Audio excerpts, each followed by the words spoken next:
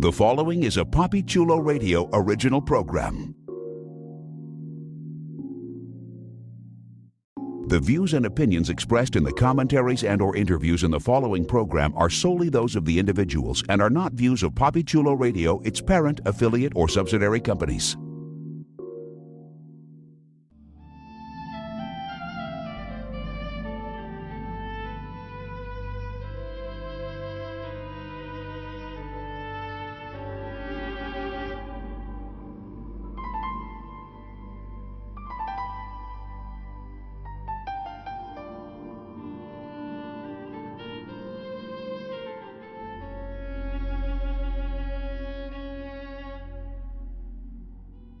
Welcome to The Waking Dream, a PapiChuloRadio.com original series.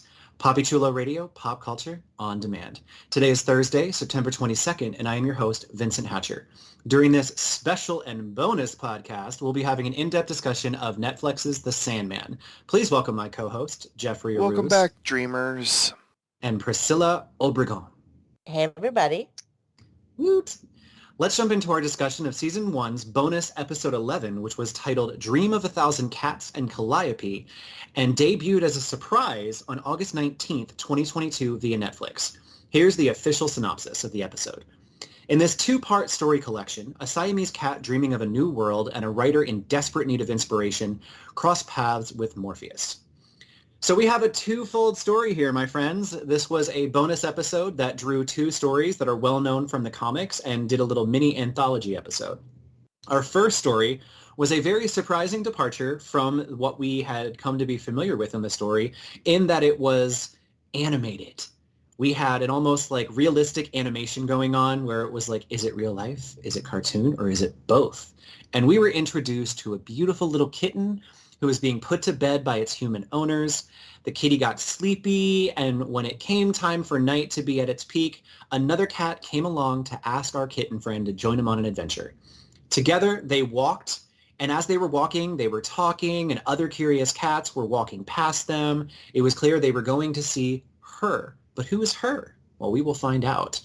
All of these cats, hundreds of them, are gathered in a graveyard at night. We've got cats falling off tombstones, climbing up trees, meowing, and then they all go quiet when a beautiful white cat, who is very clearly purebred, stands above them on top of an angel in a very dramatic pose. It's actually, I thought it was beautiful.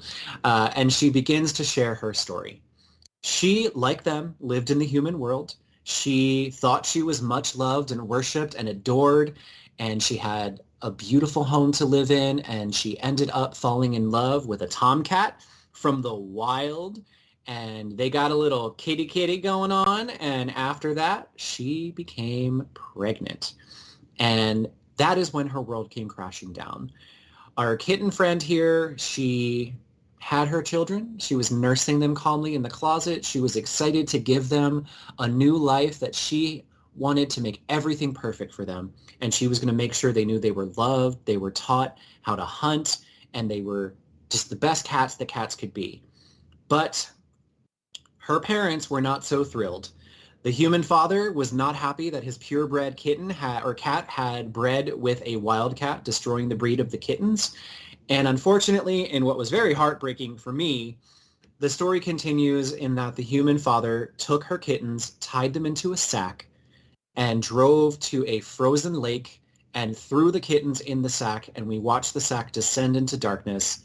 And our narrator said that she felt them.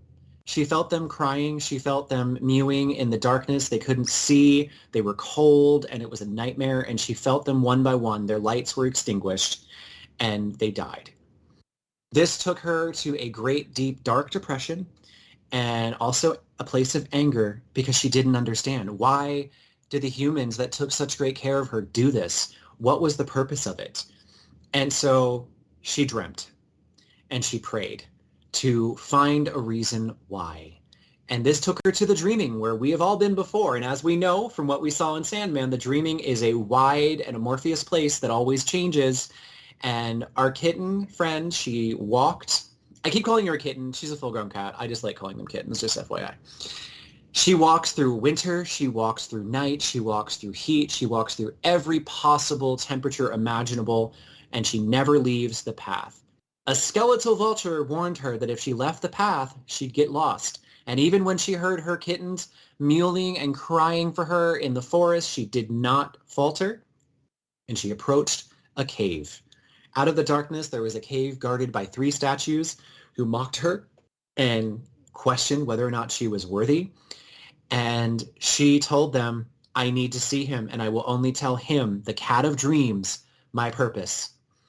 And after some deliberating, some pretentious deliberating, the statues let the cat in, and we were introduced to Morpheus in a new personification. As in the series, when we saw him in hell and he walked past the jail cell of his old lover, he was viewed as something completely different than what we were used to seeing. And in this instance, he was a giant black cat lurking in a cave, and he asked her what she wanted. Even though she knew that dreams come with a price, even though she knew that she may not want to know, she still decided she needed to know. And she asked him, what is the purpose? Why is it the way that it is? Why did they kill my children? And Morpheus, the cat of dreams, told her that once there was a world where cats were giant and humans were as small as mice. And the humans lived to serve the large cats. They hunted them, they groomed them. Well, the cats hunted the humans like cats hunt mice. The humans groomed them and worshiped them. And it was beautiful. It was almost like Dinosaur Catland, Jurassic Meow. And then one human who got tired of it stood up after having a dream, and he spoke to his brethren and his sisters, and he told them, we should all dream. We should all dream of a world where we are in power, where we are not the victims. Sound familiar? Because it's kind of like what our cat friend is trying to do now. And that dreaming, that mass dreaming of the humans, caused the world to suddenly change. The world of giant cats was no more, as if it never had been. And now the cats found themselves diminutive in stature compared to the humans. Their lives were suspect to the whims of their human masters. And what she took from this was that if I want to change, I need to make a dream happen. And so this cat now travels from place to place, preaching to cats across the world and challenging them to dream of a world where no cat suffers, where all cats are happy. They can live their lives. They no longer have to be afraid of their kittens being taken and murdered or lost or going without food. And the little kitten that we met at the beginning, who has been here the entire time, as our cat preacher is walking away, he walks up and he says, Mistress, I believe. And she turns and looks at him with a little bit of melancholy and a little bit of hope and tells him, that's good. Maybe things will come to pass. And that little kitten goes home full of passion, and he falls asleep. And in the morning, this little vignette ends with his owners watching our little kitten dream of a world where cats are happy, where they can hunt as they want and they can live free and run free, while his owners say how cute he is. All right. So let's talk about this, because this was an interesting departure. This was a fascinating artwork departure as well. So I want to hear what you guys think of it. Jeff, start us off. This was a beautifully animated mini episode because the story, really just encompassed, I think, 15 or so minutes of screen time. This was the smaller segment of this bonus 2-episode anthology style special edition of The Sandman. But it was neat to see that Morpheus once again is interpreted differently in different with the different cultures, but this is now different species. So the fact that they have a dream cat king in the feline world is incredibly fascinating. It also was interesting to see Morpheus basically not really having a stake in anything per se, because we've seen Morpheus as a appearing human. I know he's not human; he's an endless, but he appears human when in what we've seen him because he's been dealing with humans. So now he's there as a cat, and we see that he's basically telling this cat, you can dream, you can do whatever you want. If a certain amount of cats dream it, it will come. Yeah, so I get maybe if they dream of a baseball field, it would be much I easier. was just gonna say. Yes. But yeah, so that was interesting because you would think because we've seen him deal with humans that he would be rooting for the humans, but no, he's like, come on, cats, y'all can dream it, y'all can be giants and that sort of thing. It's fascinating that he's like telling, this cat this story of like the cats being in power and that sort of thing, but because the humans dreamt, it maybe just 1,000 humans dreamt, then all of a sudden the human world happened, and this whole cat being like cat's world where the humans are like teeny tiny and the cats are feeding on the humans and all that stuff, that has disappeared, and it's almost as if it didn't exist because the humans rewrote everything. Like all of that was like really fascinating because I'm like, can you really trust anything Morpheus is saying? Because I don't even know if I buy any of that. But, having this cat who had gone through the worst thing ever, because I'm not even a cat person, and I was like, damn, when I saw that happen. And like having that cat go through like the worst thing ever, and then visiting the dreamland and inspiring her to get this dream to come true, I was like, good grief, little kitty, like you've got Way to take on the world. pardon. Said way to take on the world. Exactly, but she's got this dream and this passion that's apparently fueling her. She's going from town to town, alleyway to alleyway, telling her story so that it could happen.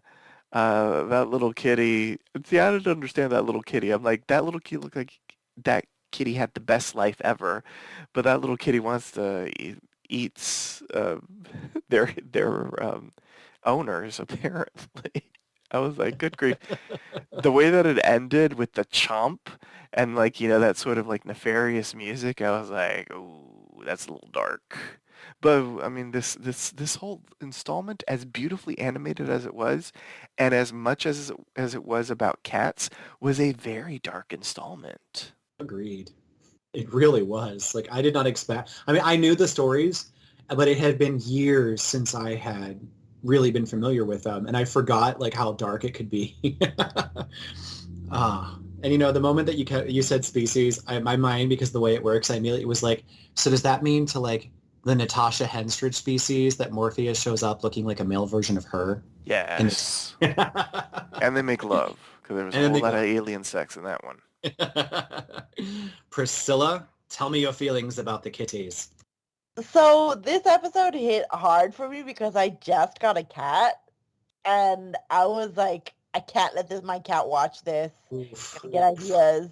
He's gonna start dreaming of eating me and being giant, and then the world's gonna change. And I don't want that as a human, even though, God, it broke my heart. The freaking scene with the babies in the bag, I was like, I knew it was coming, but it still like it hit me like a punch to the gut. I was like, how cruel is he? And I think even crueler is his wife because she realizes what's gonna happen and she just lets it happen and she's like, oh, okay, well, I accept it. Like, what? These both people are Right? terrible. I don't know, like, and I loved the journey she had and the fact that she was strong even when she heard the voices of her children. Like, can you imagine going through so much like in this journey, like traveling so far and hearing like the one voice, like, or voices in case because this is kitties, like that you missed because they're dead and you have to ignore them because you want to find clarity. Like, wow. I saw her at the end talking to the little kitty and I was like, wonder if she sees like her children in his eyes. Like it brings up a lot of like it's heart-wrenching. It's really good. And I will say the voice actors, damn, they got a lot of A-list people. It's good. Yeah. I mean, this whole little segment for me, I mean, I'm a huge cat person. I have multiple cats in my household. I love them. I've had a cat every part of my life for the most part. I think there's only ever been like 2 years in my life where I didn't own a cat. And just like watching it, I remember sitting there watching and I could tell something bad was about to happen to the kittens. And I was like, please don't. They won't show that. What? Please don't show that. Oh my God, they're showing it. Oh God, they're drowning. Oh God. Like it hits you in the feels like so hard. And I actually teared up. The sound of the kittens meowing and just her, for me, I think what hit harder was the scene after when she was laying by the fireplace and the parents are like, she's better off. She doesn't even know they're gone. It's like, wow, your ignorance is astounding. And I agree. The wife being so passive was in a way crueler because both of her parents failed her. But I feel like the wife failed her even more because she didn't put up a fight. She put up this like, what are you going to do? And I'm like, you dumb bitch. You know what he's going to do and you're not stopping him. Like, I think I actually yelled that at the screen when it happened. But no, this was a beautiful segment. Like coming out of the end of the main series with its happy-ish ending, this definitely took it to a dark place, but not in a bad way. It really did give us a little window into other aspects of Morpheus's duties and the type of things that he deals with. And I found it fascinating to see an animal aspect of it, how he is perceived by these cats. And the animation was just absolutely hands down phenomenal. And I really, really enjoyed it. I thought it was beautifully executed and just overall, like I kind of wanted the segment to be a little longer, but for what it was really well done. I absolutely adored it. Any other comments on our kitty section before we talk about the Calliope of it all? I just want to co-sign the voice acting. I thought everybody did a fantastic job, like really bringing this storyline to life, especially the main cat. Her voice was incredibly powerful. Definitely. I like that the cats didn't open their mouths to talk either, that it was like telepathy. I thought that was really cool. Because, animals, Yeah. I mean, it's cute when they talk, but I like the way that they did it with this because it made it more intimate. Like, these are their feelings and these are their thoughts. Mm-hmm. Yeah, I agree.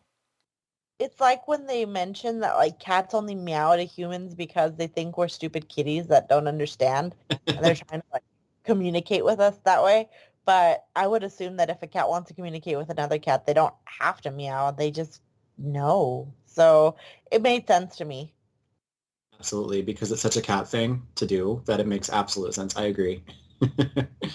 So let us leave the world of animation behind and have a jarring transition to 2018 in the real non-animation world. We see a man who is giving a lecture about writing, and he seems to know what he's talking about. He's talking about controlling the narrative, the characters, how to write, and he's got some apt listeners who are really excited to be there. And he's got a friend who shows up and gives him a gift that she got for him. And he said, oh, you got it? And she's like, yeah, it was a little difficult, but I got it. And he's very excited, and she's asking him about his next book, and he's very tight-lipped. And Richard, or Rick as he will become to known, is not willing to share much more. So he leaves, and then next we follow him to a house in the countryside, a remote house, clearly by someone with money. And he knocks on the door, and he's greeted with a gruff older gentleman asking who he is, what he wants, and he's asked about his recent writing, and he basically tells the man, I've got something I want to take to you, and I want you to help me. And what he was given is a massive hair, and the massive hair has power. What power? We are about to find out, because the elderly gentleman, who is come to be known as Erasmus Fry, takes Richard to a secret room where a woman named Calliope is being kept as a prisoner. Now, anyone in our listener base that is familiar with Greek mythology knows that Calliope is a very well-known name in Greek mythology because Calliope was a muse. The muses were daughters of Zeus, and they were born with the ability to inspire Some of them are in music, some of them are in writing, which is Calliope's wheelhouse, and they are meant to basically be divine inspiration for creators. Erasmus was able to capture Calliope and has kept her as prisoner all of these years. And that is how Erasmus became such a well-known and prolific writer, even though now his work is not read as much anymore. It's out of print. But he says that Calliope is the reason that he made all of the money and successfully published all of the books that he did. And Erasmus gives her to Richard as a gift, even though Calliope protests and says, "You promised to set me free before you die." And Erasmus is all hubbub this and hubbub that and coming up with reasons, but Richard and Calliope are now in a very captor-captive relationship, and Richard leaves with Calliope in tow. She's begged him to release her. He is obviously conflicted because he's holding a woman prisoner, but his desperate thirst for fame and to get his second book published is driving him. You see, Richard published a book. It was very successful. It blew up. And in the past 2 years, every time he has tried to write a sequel or another book, he has run into the worst case of writer's block I have ever seen, and he cannot write. So as he sets up a lock on her door and he's talking to Calliope, he tells her he has to think. And as he's thinking, he says, I will set you free if you'll just help me with the one book. Inspire me, please. He begs her, but she says, "Ask me again when you free me." Very heavily hinting that she would probably help him if he freed her. But Richard, desperately scared, locks her in the room and races downstairs, where he immediately starts trying to write, hoping that just by osmosis or symbiosis, any kind of osis, something will spark his creative light. It doesn't. He can't write. So next he tries to woo Calliope with presents. He begs her by giving her perfume and candies and a sparkly dress. And she calls him on his shit and is like, "So what, you're just trying to bribe me with gifts now?" And he's begging her again, and she's begging him for freedom, but he does not free her. They are at a standstill, my friends. And the pressure is on because Richard's agent contacts him and tells him they want the book. You need to produce something. It's been 2 years. You took the advance money. You have all this time, and you need to produce something to prove that their investment in you was worthwhile. And Richard is like, yeah, I totally will. I will have it finished. I'll have something. Yeah. Obviously, not having written anything, his desperation reaches new heights. He goes to the room where Calliope is. We don't see what happens, but what we do see next is Richard is writing furiously, and he has a single scratch or cut on his face. So it's heavily implied that he somehow managed to steal the inspiration from Calliope, and he got what he wanted. He writes his book, and it takes off. It does really, really well, and things pick up. His book wants to be made into a movie, or people want to make it into a movie. He's becoming really well known. He changes his name to Rick without a K. And Calliope, in the meantime, is along for the ride, and she's hating it. She calls for her family for help. And at first it seems like no one is going to show up. But then Priscilla's best friends show up, the Fates. I mean, they're my best friends too, because I love them. The Fates are awesome. They show up, and we get one of the best views of the Fates that we have ever seen. They're not creepy. They're not ominous. They are shrouded in beautiful light in a meadow, and they're talking to Calliope, and they tell her that we wish that we could help you, but we can't. You were lawfully enslaved. You're in a binding prisoner relationship. Sorry, your prayer to us was wasted. But they do point out that the endless might be willing, because they have dabbled and meddled in the past, and the Dream King might be able to help her in this situation because she did bear his child, and they were once very close. So for old time's sake, Calliope could try praying to him. But this is where we also learn that this is taking place during the time, as we know, that Morpheus was imprisoned in Burgess's basement. And so Calliope's like, that's cool, because he pissed me off, I pissed him off, we haven't talked in thousands of years or whatever, and I'm not going to pray to him anyway. I would never pray to him. That's like, no, beneath me. I don't care what's going on. I'm not going to pray to Sandman. And so in her stubbornness, the Fates leave her, telling her that she might want to rethink things. And everything continues because Rick comes back from a party for his latest book. He's acting much more confident than we've ever seen him. There is a movie deal on the table, and he wants to take himself and Calliope to LA. He's trying to share the wealth and tell her, look, we've got this great thing. We're going to go to LA. We're going to have a great life. She is very anxious and upset, just wants to be free. She's having none of it. During this argument, Rick gets a phone call, and he, for the first time, leaves Calliope's door open. And as Rick goes into another room to take the call, Calliope sneaks downstairs. She finds a piece of paper, and as she's writing, she's calling out to Morpheus, and she writes his name down, and she asks him, please call when I call, or come when I call you. She's interrupted by Rick, who looks at the letter, and he's like, what is this? And Calliope points out that, something, someone, the Lord of Dreams. And Rick isn't having any of it. He's like, whatever. And he burns the letter. Very, very snide looking, very much like, I caught you before you could do anything. But as the ash flows out of the chimney, we can actually kind of put together that this is what Calliope wanted, because him burning the letter with Morpheus's name, the ashes and the smoke drift off into the sunset. And then Morpheus comes to visit Calliope. He shows up. They have a taut or tense reunion, but he says that he came because she called and that he will punish Rick for what he has done. She's not sure how he's going to do it, and Morpheus says he wants ideas. I'll give him ideas. Richard comes home and is greeted by Morpheus sitting in his desk chair, and he asks him calmly and seriously to release Calliope. Rick says, no, there's no way, you don't understand. I have all these needs for her. I can't give up. And Morpheus states again that if it's ideas you want, it's ideas you will have in abundance. And then we go to another lecture, just like we began with, and Rick is talking to his fans, and he's talking about everything under the sun about his books and writing, and he's asked, where do all the ideas come from? And he says they don't really come from anywhere. They're just there. And he starts spouting off ideas and more ideas, and he can't stop. He keeps spouting off the ideas to the point that he runs out of the room, claws on the wall until his fingers bleed to write down his ideas.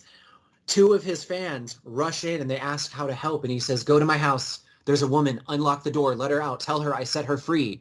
And the lady rushes to his home, and there's no woman. When she gets to the room where Calliope was, there's a single book on the floor. A book about a candle by Erasmus Fry, which earlier in this vignette, Erasmus had asked Rick, if you can do me one favor, convince publishers to bring my book back out of print. And it is that book that Calliope left as a parting gift, as a fuck you, maybe a little bit of both. And upon the release, Calliope is now clad as a Greek goddess again in her white gown, toga with the olive branch or leaves around her waist.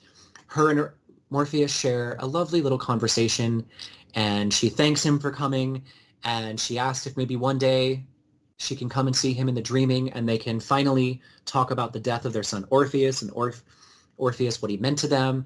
And Morpheus says, not yet, but someday.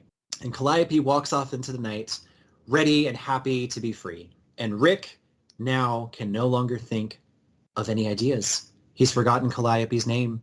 He's well again, but will he ever write again? Dun, dun, dun. Priscilla, give me your feelings. What did you think of Calliope? This is...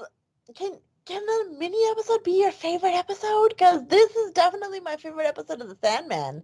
It showed, like, it improved on the comics. Because if you read it, you're just kind of like, well, this is kind of like guy swoops in and saves girl, and girl has kind of no authority. Like, Calliope is just kind of like paint dry. Like, there's no personality to her, nothing. Even her, like, drawing is just kind of lazy. But, in this one, it's from her perspective, and Dream doesn't come in like the White Knight to save the day, and she even tells him to like be merciful to him. And I don't know, like, and if I'm recalling correctly, didn't they show the rape in the comic series? And in this one, they so. In this one, I preferred it because usually when they show a rape, it's like it's gratuitous. It's eye porn. It's for fucked up men. It's Game of Thronesy. But in this one, I think it's even more powerful to show the guy coming down the stairs riding and like a little blood stain on his cheek, like letting you know that he has done fucked up things. Like you don't need to know to see the act to know that it happened. And I feel like it gives more power to her. Like it empowers the scene to her as opposed to making her a victim the entire time. And I don't know, I felt like this is very like Neil Gaiman took what was problematic about the well, it wasn't even problematic, it's just that it wasn't revolutionary. And he changed the writing to update it to these times and he just made it better.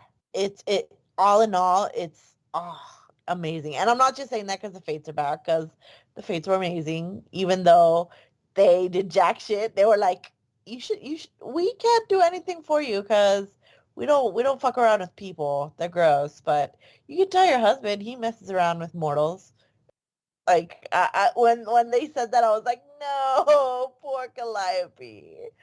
But uh, is it weird that the actors for Morpheus and Calliope did a really good job of portraying people who were once in love, but who aren't anymore? Like they play exes so well. Like, and that's with him being like kind of Morpheus, in that he doesn't have very much like emotion coming out of his face. But when he did that little like lean into her where they touched foreheads, like it's exactly like it's wistful. It's that whole I used to know you. We used to be together. And word to the wise for those who don't read the comics, there is a reason that he doesn't want to talk to her yet about his son, and that'll come up hopefully if we get some more seasons of this show. So yeah. Yeah, and looking back at the episode, Morpheus is always mopey. I mean, he's basically Robert Smith from The Cure, but there was an undercurrent and a charge that was different about his typical mopiness because it wasn't typical. There was an undercurrent of like, y'all two have some shit. You got some history. And it was played differently than the Morpheus that we came to know because he was upset in the main series about his imprisonment, about, learning about humans and all that. But in this, it was very, very good. Like the chemistry between them, I agree, was like a live wire. And both of the actors portrayed that like kind of reminiscence of the past underlying all of the anger. It's like there's clearly been some shit between you two, but there were genuine feelings that are still very much alive, buried underneath of it all. And the tragic romance of these two was absolutely beautiful. I agree with you 100% on that. Jeffrey, what are your thoughts? Yeah, I pretty much echo everything Priscilla said. It was a really well done episode. Once again, introducing us to many new characters, but giving us a lot of different feelings about all of the characters, dislike and enjoyment in others and that sort of thing. Like I was rooting for Calliope. I am glad that the rape, the sexual assault was hinted at versus shown. When she was like, "You're gonna have to take it," and then we saw the scene after, I was like, "Oh shit, he actually raped her to get inspired," which makes me think of like, okay, then that man had her captive, and she's been captive for 60 years. So that means that that's what she's been going through for 60 years, which is like, good grief, it's completely fucked up. When we saw Morpheus, I was trying to like remember like when in the timeline this was. I'm like, does he have his humanity? Does he not have his humanity? And so I was like, what is he going to do? Because if this is fresh out of being freed, then he is going to make that man pay, which he deserved to pay, rightfully so. I was like, good grief, Rip Hunter from Legends of Tomorrow. What the hell have you become since you've left the Wave Rider? But everything about it was such a fascinating story. Seeing the fates in all of their glory, looking gorgeous, not, sharing almost like one body, allowing the way that the writer sort of like allowed them to each have their own character was really beautiful, especially after seeing them so many times throughout the series. I really want to see the Sandman's take on Orpheus and Eurydice. Like, I just find that story, like, I've always found that story so fascinating and incredibly tragic. So, my hope, based off of just what Priscilla said, well, first of all, we have to hope. You know how, like, that little kitten from the previous Mindy Little story, like, listeners, we all have to hope. We have to dream of a second season because the second season is not guaranteed. But if we get a second season and if we get subsequent seasons, because this is an expensive show, like I really want to see now, like the chat, and I hope that we get to see the Sandman's iteration, like a mini retelling, like a flashback of Orpheus and Eurydice. I think that would be incredibly fascinating. Agreed. I really do hope we get a second season. Oh, that would be amazing. All right. Anything that I missed with either story or anything you guys want to talk about before we go into the MVPs? Well, what about you, Vinny? I feel like you've just asked us. Share. Oh, yeah. I mean, I've kind of interspersed, but I guess I haven't taken the podium myself. I'm just so giving. This section was such a fascinating dark study for me. Having read the comics, and I do, Priscilla, I think you're right. I think they did kind of show more or all of the rape in the comics. I like that it was left to the imagination because in ways that's a lot worse because different people are going to envision different things that took place in that room. And I mean, I know in my mind, I'm just like, it's playing out and I'm just like, yeah, he probably raped her. But there's so much that someone can imagine that could have taken place. And the love between Calliope and Morpheus was just so beautiful. You know, we've all had exes. We've all had exes where we ended on good terms, we ended on bad, or we never spoke to them again, regardless, right? You know, or we have exes that come in and out of our lives afterwards. But could you imagine being like thousands of years old, millennia, you know, and having such history and it being that long since you've seen that person or spoken to them? But the gravity of that was present. It was almost like a living being in the room between them because they were so, even when they were together in the same room and they were talking, the emotional charge and just the gravity of their history was present for me, almost like its own character. And Calliope, the actress, did such a great job of portraying the futility and the acceptance of the prison that she was in. And her pleas for help were so genuine because even in all of this, she had such faith that if she asked enough, eventually someone was going to say yes. And finally, she had to learn the hard lesson that some people, they're never going to give it to you because you ask. You're going to have to take it. And it was very humbling for her, obviously, to reach out to Morpheus given their history. But in her desperation, you know, she did. But I think at the same time, she always knew that he was going to come if she called. But she wasn't ready to face what was between them because losing a child is horrible. And, you know, it's easier to just kind of shrug that off when you're an immortal, I guess, and not talk about it. But to have to face that from her desperation and the way that they did it and just the overall story arc for this vignette was really, really well written. It was well acted. And I hated Rick. Like in the very beginning, there was like 5 minutes where I was like, maybe he'll let her free. Maybe they're going to change it. Nope, he's an asshole. Just like, by the time it was done, I was like, you deserve to be like locked up in a padded cell and be imprisoned yourself. And I thought it was really awesome that they did reveal the hint that like Erasmus Fry took his own life shortly after Calliope died or left. You know, he died by suicide, and that was kind of an alarming thing for Rick to hear. You know, it's a fable. It's the story of, you know, you make your choices and you got to face the consequences. And I think this was a great example of, you know, what desperation drives people to do, both Rick and Calliope. And this is definitely one that I'm going to watch again because it is definitely up there. I agree with you, Priscilla, for one of my favorite episodes from this season. And I'm so happy that they secretly did this and they shared it with us because it was such a great surprise. I will add one more thing that we haven't mentioned, but I just need to. Erasmus Fry is a jackass. I'm glad he fucking killed himself. fuck you when he treated her worse than the nice guy did, because the main guy was I'm gonna put in quotations, a nice guy. He thinks that by doing feminist things outside does like hides the fact that he's being a total like just a monster and doing terrible things. Like he thinks the ends justify the means and they don't. But Erasmus Fry didn't, like, he knew he was doing bad things too. Like, he didn't justify it to himself. He's like, but the only thing he said about it is, she's not a person. It doesn't matter. And I'm like, so then why were you fucking her? What the fuck? Oh, God. He treated her worse than you treat animals. Worse than the little cats were treated. Like, what the fuck?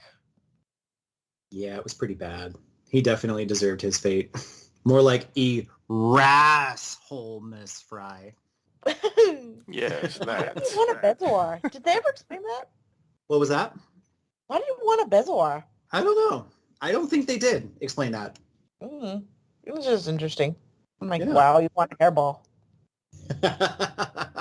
Yeah, like I wondered if like was that Calliope's hair or was that like something that he wanted to get something else? I don't think they actually did fully explain that actually now that you pointed out. I think it was sort of a MacGuffin, but they did. They spent a moment sort of discussing how, it has been used in rituals and that sort of thing. So I just sort of in my mind sort of was like, okay, maybe he wants it for that.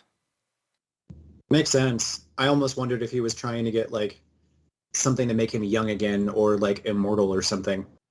All right. So it is time for the MVP, the most valuable player. State which character impressed you throughout the episode and why. Once a character has been chosen, they cannot be selected again, so choose wisely. And because this technically was 2 stories in 1 episode, I will leave it up to you guys. You can choose one from either story, or you can choose one from each story. But once that character is chosen, they are off the table. So, Jeffrey, you are up. Choose however you choose, wisely. Oh God, this is an evil game. It really is. I do have actually 2 in mind, but I'm not going to pick 2, as even though the temptation is there. But this is very difficult. So I basically, eeny, meeny, miny, who? Okay. As much as I want to give it to one character for the second story, I'm going to go with the Prophet. Sandra Oh and that voice. She carried that episode. So much emotion in that cat's voice. She was fantastic as basically the narrator for the first installment. Everything about Sandra Oh's delivery in Dream of a Thousand Cats was just incredibly powerful. I mean, you mentioned the storyline with Erasmus and everything that happens in the episode Calliope as a fable. I mean, this one was a fable as well. And I mean, and especially so, and it felt like it because it was in that gorgeous animation. But yeah, I will give my MVP to the Prophet. So the most valuable prophet is off the table. Priscilla, choose wisely. Oh, you know who I'm choosing. I'm choosing Calliope. She was so powerful as just like someone in trouble. Like you would think that would diminish her, make her less, but she is the goddess of inspiration. And watching this, I was like inspired to like read my own like feminist stories or go back to read Sandman. Like it was just, she's so much better than she is in the comics. Like I loved her, and the actress portrays her with such like dignity. The situation could turn like really pathetic. It could make her look like, I don't know, just a victim, but she's more than that. She's the goddess of muses, the goddess of inspiration. And she had power, but she also had this sense of like compassion that even humans don't have, which they're supposed to have. They're like the weaker species. But she could treat him like nothing. She could ask Dream to keep the ideas coming and make him like go insane. But she didn't. She was better than he was. And she could have been turned into a monster too. But she wasn't. So yeah. Excellent choice. And I officially now hate both of you. No, I'm kidding. Because I actually had mine chosen before I came in, and it's not who you might expect. I thought long and hard about this one because obviously the Prophet and Calliope were the go-to, like, most obvious choices. But in retrospect, I'm going with the little kitten from the first story. Even though this kitten did not have a lot of time in the limelight, watching it a second time, I feel like that little baby cat represents so much in the sense of like innocence and dreaming and hope and just so much positivity. It was a light shining in a very dark tale. It was like a candle on a stormy night in the window. Like the little kitten was already in a home that was full of love and light, but was curious and wanted to know these things that were to be told and learn something about the human world. But even then, even though it was dreaming at the end and it was, probably dreaming of that world where the cats are able to hunt humans and all of that, I feel like it was still dreaming with an amount of innocence and hope. And to me, both of these stories, they represented hope. Above all else, there was hope in the Prophet. She wanted hope that the world would become a nicer place for the cats. And Calliope hoped for her freedom. And in the cat story especially, it was just so precious when the little kitten went up to her and was like, "I believe, mistress." And out of both stories, that was the line that resonated in my heart the most. It was just this resounding beauty that I felt in that line, and it was the most impactful. So yeah, I went with the little kitty. All right. Now it is time to rate this episode on a scale of 1 to 10 dream helms. Point system is allowed. If you found it exceptional, deserving of more than a 10, you may give it jazz fingers. I'm kidding. You can grant it the coveted golden dream helm. You can also do jazz hands and fingers if you want when you give it the dream helm. But it's up to you. Priscilla? Oh, you gave me the hardest part. I'm gonna split up the two episodes. Totally. Episodes. Because I have different scores for each. And you knew I was going to have different scores for each. Oh, I figured. I just figured I'd leave it up to you guys to do however you want to do. I loved the cat episode. I felt like it was innovative. Like the art style kind of looked like oil painting sort of in motion. Like it looked beautiful. And they still look like cats. They didn't look all like cartoony, and she didn't look like Luna from Sailor Moon. Like it's something different. But I'm going to say a 10 just because it didn't move me the way Calliope did. Calliope, like, changed me watching that. I felt like a completely different person watching Calliope. I loved how different it feels and how it's got, like, hints to more from the Sandman. And it showed the best parts of Sandman, which is that Morpheus is changing and he's willing to listen now, and it showed us relationships that he has, but beyond just Lucian and his ravens. So yeah, golden. Awesome. Jeff? I'm overall giving it a golden for both stories. It was fantastic from beginning to end. Everything about it was golden. I am going to hop on that train because I thought about rating it separately, and then I realized I was going to give both of these stories a golden. So it's a golden all around. This was such a great departure into other avenues of Dream's existence. And, for a show to tackle something like Sandman there's so many sub-stories and characters and everything. And they had to pick a major story arc for the main season, but to give the fans this bonus episode was such a love letter from Neil, and it was so beautifully done. Like, I loved both of these segments. I thought they were absolutely phenomenal, and I will admit, like, the cat one really resonated with me the most because, let's face it, I have a thing for animals more than I do humans, but overall, it was from start to finish. I was hooked. I was watching with bated breath, like what was going to happen, even though if I remembered from the comics or not. I thought that visually it was breathtaking for the cat one. And then even the filming on the second one, even though it was real, the backdrops, the sets, they were so well decorated, and she really was in a gilded cage, and it was definitely noticeable. Like, she had a nice room.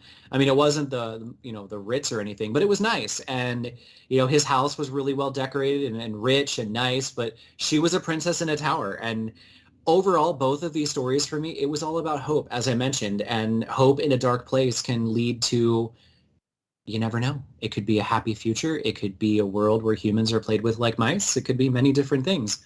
But at the end of the day, it was all about dreams and dreams coming true and hoping that they come true.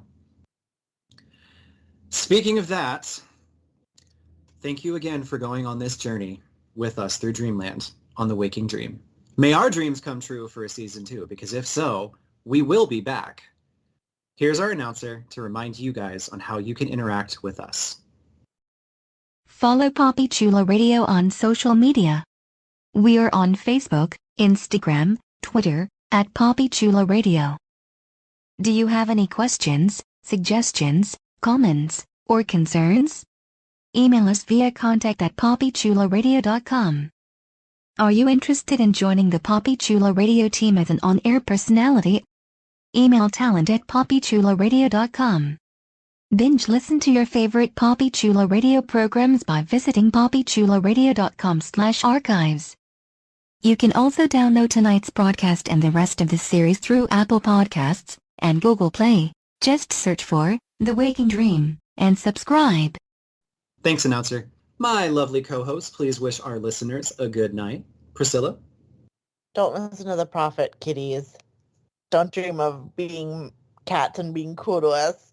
We'll be better, we promise. Love it. Jeff? Sweet dreams, listeners, and never give up hope, never stop dreaming for a second season. Hell yeah. Good night, everyone. Thank you for tuning in. Subscribe to The Waking Dream via Apple Podcasts, Google Podcasts, Spotify, and iHeartRadio. You can also download the entire series by visiting poppychularadio.com/archives. Good night and sweet dreams.